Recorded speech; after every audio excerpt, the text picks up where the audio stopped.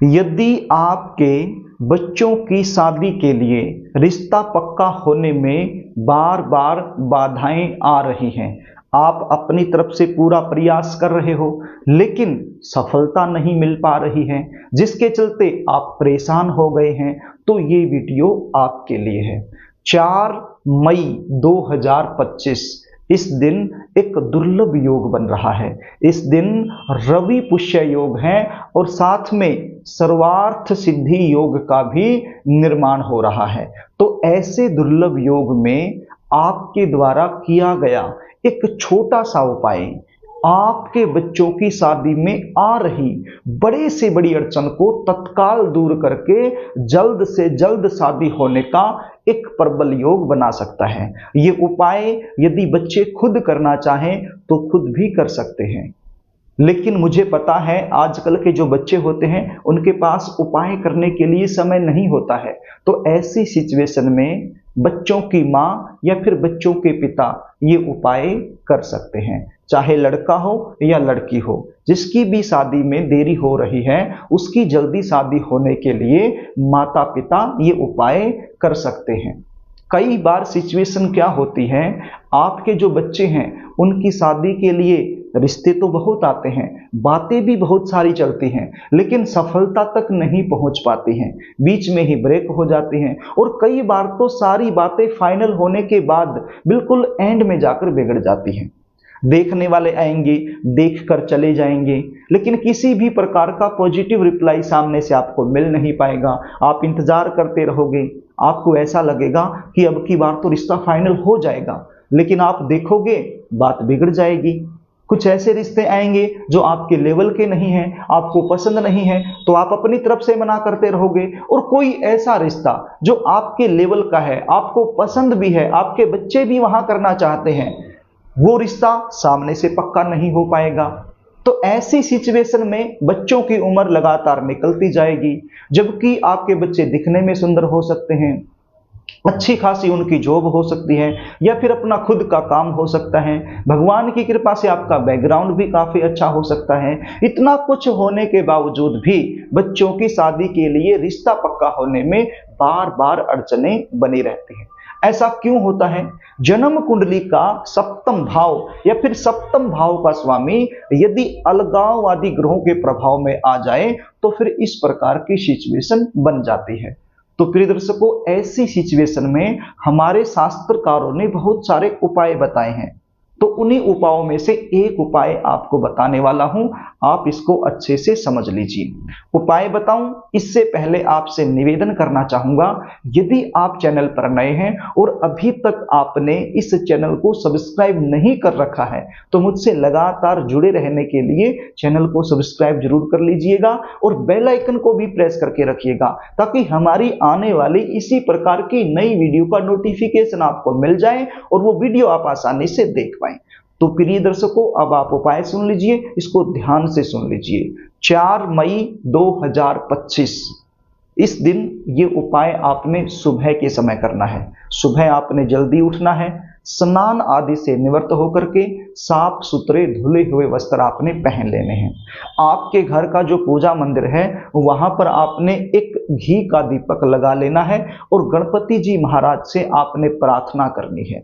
और आपके पूजा मंदिर में जो भी देवी देवता विराजमान हैं, जिस भी देवी देवताओं में आपका गहरा विश्वास है, उनसे भी आपने प्रार्थना करनी है और विशेष रूप से सूर्य देव से विशेष रूप से आपने प्रार्थना करनी है। यदि आप बच्चे हैं तो अपने शीघ्र विवाह होने के लिए, और यदि आप माता पिता हैं तो अपने बच्चों के शीघ्र विवाह होने के लिए आपने प्रार्थना करनी है। और गणपति जी महाराज से बोलना है कि हे गणपति जी महाराज, आज मैं ये छोटा सा उपाय कर रहा हूं या कर रही हूं, आप मुझे इसमें सफलता दिलाना। उसके बाद एक तांबे का लोटा आपने लेना है। अब ये जो तांबे का लोटा है ये बिल्कुल नया होना चाहिए, यूज किया हुआ नहीं चलेगा। आपके आसपास बर्तन की दुकान होगी, वहां से आपको मिल जाएगा। साइज कितना भी हो सकता है, मतलब बड़ा भी हो सकता है, छोटा भी हो सकता है, आपकी मर्जी है। एक तांबे का लोटा आप ले लीजिए। इस तांबे के लोटे में आपने सबसे पहले थोड़ा सा गंगा जल डाल लेना है। उसके बाद इसको शुद्ध जल से आपने भर लेना है।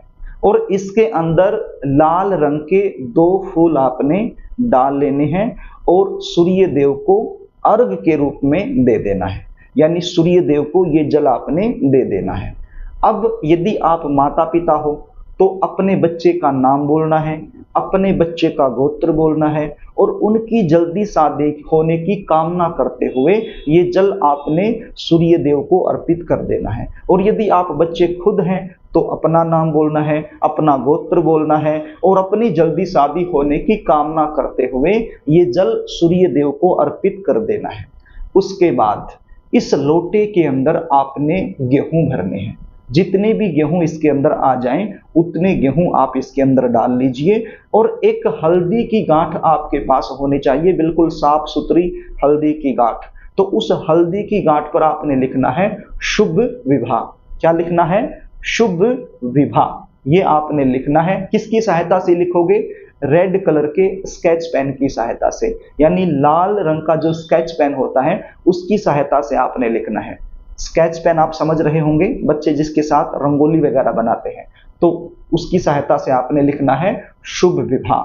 शुभ विवाह लिखने के बाद ये हल्दी की गांठ भी आपने इस लोटे के अंदर डाल लेनी है।